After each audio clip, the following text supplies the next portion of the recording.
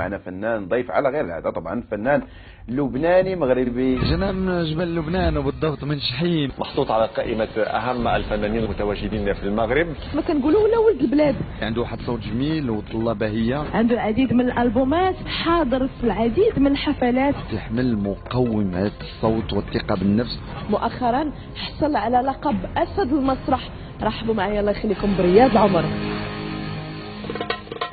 وبتقولي مش بايت سنك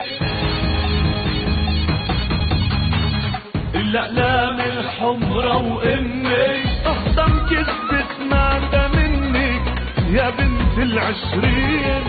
يا حبيبي إذا استوديو هالقدي ومسرح هالقدي عملتي هالأشياء إنه ما سموك أسد المسرح من بلاش حبيبي. مش من فراغ حبيبي. أسد المسرح رياض العمر. مبروك. ميرسي ميرسي، إلي الشرف.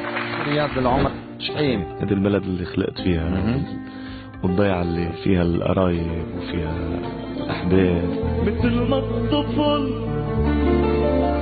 بيتعلق بلعبي، مثل ما بيروت معلقة ببحرها. ايش نقولوا رياض العمر الفنان لبناني ولا الفنان المغربي؟ بعتبر حالي لبناني ومغربي. يا المغرب طفلك أنا،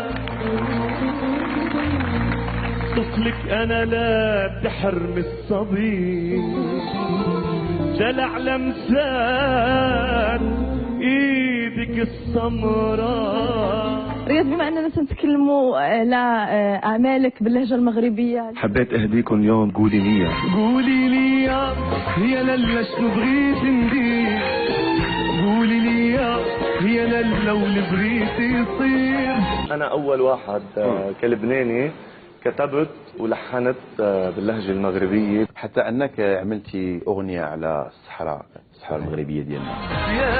ديالنا الصحراء ديالنا، حماد الساد تراعيها وتحميها رجالنا. عندك تقريبا 15 أغنية. أكثر الأغاني اللي بتحبها أنت؟ مدوبني يا علي، غنيتها بال 2006. الروح الصيح يا علي، مدوبني يا علي، حيرني يا علي. وعملت علاش يا قلبي كمان، عملت انتشار حلو، تصورت مع جاد شويري.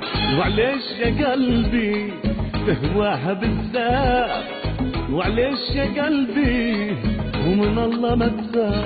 كنت بغني الموال، بحب الموال كثير، وبسهر بغني لك مواويلي،